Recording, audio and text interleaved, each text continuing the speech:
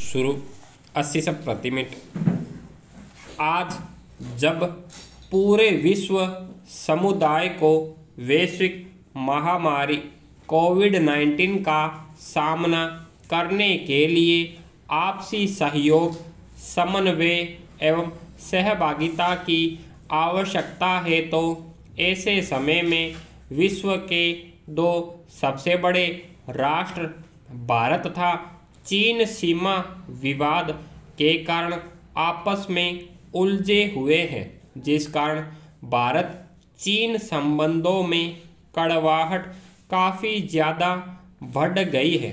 यद्यपि दोनों देशों के बीच सीमा विवाद का इतिहास काफ़ी पुराना है तथा इसे आपसी सहमति से सुलझाने का प्रयास भी किया गया, लेकिन अभी तक इसमें पूर्णतः सफलता नहीं मिली है।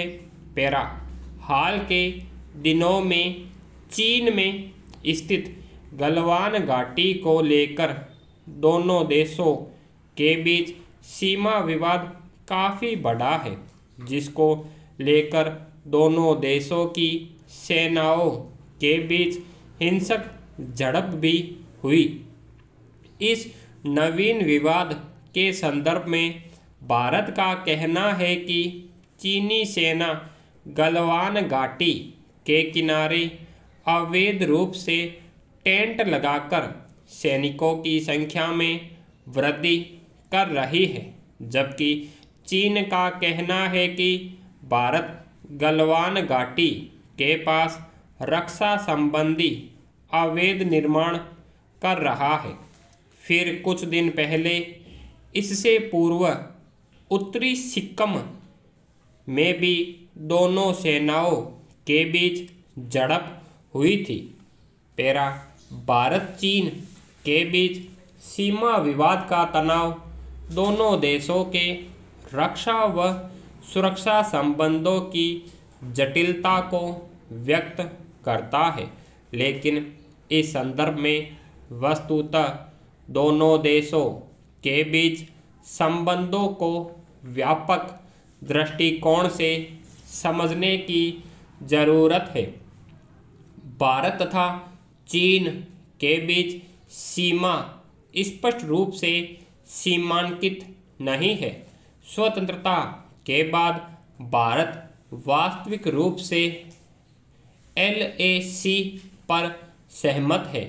माना जाता है कि यह ब्रिटिश से फर्म की सीमाओं को विरासत में मिला था, लेकिन चीन का दृष्टिकोण इसके विपरीत था।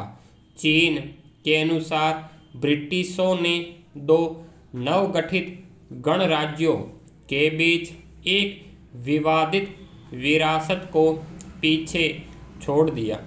भारत चीन सीमा मुख्यतः 3 क्षेत्रों में विभाजित है: पश्चिमी, मध्य और पूर्वी। पश्चिमी क्षेत्र में सीमा विवाद 1860 के दशक में ब्रिटिश द्वारा प्रस्तावित जॉनसन लाइन से संबंधित था, जो पर्वत तक विस्तृत था। इसमें चीन को कश्मीर के लद्दाख प्रांत का भाग स्वीकार किया गया था।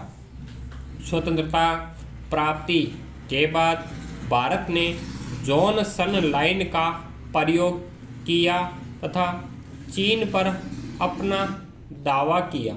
यद्यपि भारत में चीन ने इसका विरोध नहीं किया, परंतु 1960 तक आते आते सीमा का अतिक्रमण करने लगा और 1962 में चीन ने भारत पर आक्रमण कर दिया और इस क्षेत्र के अधिकांश हिस्से पर कब्जा कर लिया।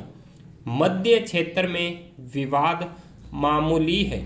यह एकमात्र ऐसा क्षेत्र है जहां दोनों देशों ने मानचित्रों का आदान प्रदान किया है तथा उस पर आपसी सहमति